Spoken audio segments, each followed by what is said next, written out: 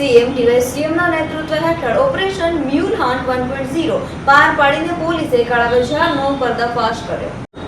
મોબાઈલની એક ક્લિક પર બેંક ખાતા ખાલી કરતા આંતરરાષ્ટ્રીય સાયબર માફિયાઓ સામે ગુજરાત પોલીસે ડિજિટલ સર્જિકલ સ્ટ્રાઇક કરી છે. મુખ્યમંત્રી શ્રી ભૂપેન્દ્ર પટેલના માર્ગદર્શન અને ગૃહ રાજ્યમંત્રી હર્ષ સંઘવીના નેતૃત્વ હેઠળ ઓપરેશન મ્યુલ હન્ટ 1.0 પાર પાડીને પોલીસે દેશભરમાં કરોડો રૂપિયાના કાળાબજારનો પર્દાફાશ કર્યો છે. સાયબર ગઠિયાઓ જે ડમી બેંક ખાતાઓનો ઉપયોગ કરતા હતા તેના મૂળિયા પોલીસે ઉખાડી ફેંક્યા છે. આ મહાઅભિયાન ડિજિટલ યુગમાં પ્રજાના નાણાં સુરક્ષિત રાખવાનો મજબૂત વિશ્વાસ અપાવે છે. ચાલો જાણીએ આ ઐતિહાસિક ઓપરેશનની વિગતો. ગુજરાત પોલીસ અને સાયબર સેન્ટર ઓફ એક્સેલન્સ દ્વારા ઓપરેશન મ્યુલ હન્ટ 1.0 અંતર્ગત ડેટા ઇન્ટેલિજન્સ અને વિવિધ બેંકો સાથે રિયલ ટાઈમ સંકલન સાધીને રૂપિયા 2289 કરોડના આર્થિક ફ્રોડનો પર્દાફાશ કરાયો છે. ઓપરેશન મ્યુલ હન્ટ એટલે કે જે મ્યુલ ખાતાઓ સાયબર ક્રાઇમ અને અન્ય ફ્રોડની રકમ ઉપાડવા માટે અલગ અલગ લોકોને કમિશનની લાલચ આપી જેના ખાતા ભાડે રાખી અને ગુનાઓના પૈસા ઉપાડવા માટે વાપરવામાં આવતા હોય એવા ખાતાઓને મ્યુલ ખાતાઓ કહેવામાં આવે છે. ઓપરેશન મ્યુલ હન્ટ 1.0 બાદ I4C પાસેથી જે ડેટાબેઝ માંગવામાં આવેલ એમાં I4Cના જણાવ્યા મુજબ ગુજરાત રાજ્યના ચેક ઉપાડમાં 75% ઘટાડો, મ્યુલ એકાઉન્ટ દ્વારા જે ચેકથી પૈસા વિડ્રો કરવામાં આવે છે એમાં 75% ઘટાડો જોવા મળેલ. માસિક જેટલા મ્યુલ ખાતાઓમાંથી સાયબર ક્રાઇમના પૈસા ઉપાડવામાં આવતા હતા ગુજરાત રાજ્યમાંથી એમાં 80% જેટલો ઘટાડો નોંધાયેલ છે. ફર્સ્ટ લેયરમાં જે સીધા સાયબર ક્રાઇમના પૈસા લેવામાં આવતા હતા એમાં 30%નો ઘટાડો જોવા મળ્યો અને એટીએમ દ્વારા સાયબર ક્રાઇમના પૈસા જે ગુજરાતના અલગ અલગ એટીએમથી ઉપાડવામાં આવતા હતા એમાં 66% જેવો ઘટાડો જોવા મળ્યો. આમ ગુજરાતનો મ્યુલમાં જે રેન્ક હતો એ લાસ્ટ 4માં રેન્ક આવી ગયેલ છે જે શરૂઆતમાં ટોપ 5માં હતો.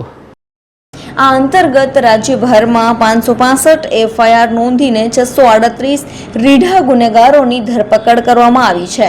તેમજ ગુનાની રકમ છુપાવવા માટે વપરાતા 913 શંકાસ્પદ મ્યુલ એકાઉન્ટ્સ ફ્રીઝ કરીને ગુનેગારોની આર્થિક કમર તોડી નાખવામાં આવી છે. આ સરકારી કાર્યવાહીના પરિણામે રાજ્યના ગેરકાયદેસર એટીએમ ઉપાડવામાં 66% અને ચેક દ્વારા થતા ઉપાડમાં 80%નો મોટો ઘટાડો નોંધાયો છે. સાયબર સુરક્ષાને વધુ અભેદ્ય બનાવવા માટે હવે reserve bank of India RBI artificial ઇન્ટેલિજન્સની મદદ લેશે. AI ટેકનોલોજી દ્વારા દરેક ઓનલાઈન ટ્રાન્ઝેક્શનને જોખમના આધારે વર્ગીકૃત કરાશે અને શંકાસ્પદ ખાતાઓની વિગતો ત્વરિત શેર કરવા માટે mulehunter.ai રજિસ્ટર પણ શરૂ કરવામાં આવી છે.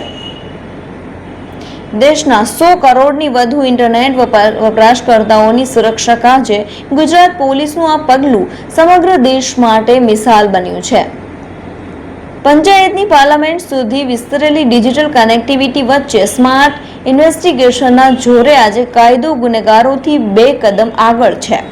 ડિજિટલ ગઠિયાઓ માટે આ આકરો સંદેશ છે કે ગુજરાતમાં પ્રજાનો એક રૂપિયો સંપૂર્ણ રીતે સુરક્ષિત છે.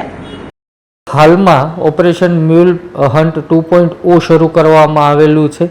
2.0 હેઠળ છેલ્લા 10થી 12 દિવસની અંદર 55 FIR દાખલ કરવામાં આવેલી છે સેન્ટર ઓફ એક્સેલન્સ ખાતે, જેમાં 198 ખાતાઓ સામે કાર્યવાહી કરી છે, જેમાં 1048 જેટલા ગુનાઓનો ભેદ ઉકેલાયો છે અને ક્રાઇમની અમાઉન્ટ 802 કરોડ જેવી થવા પામે છે. આ મ્યુલ એકાઉન્ટ એ એકદમ ગંભીર બાબત છે.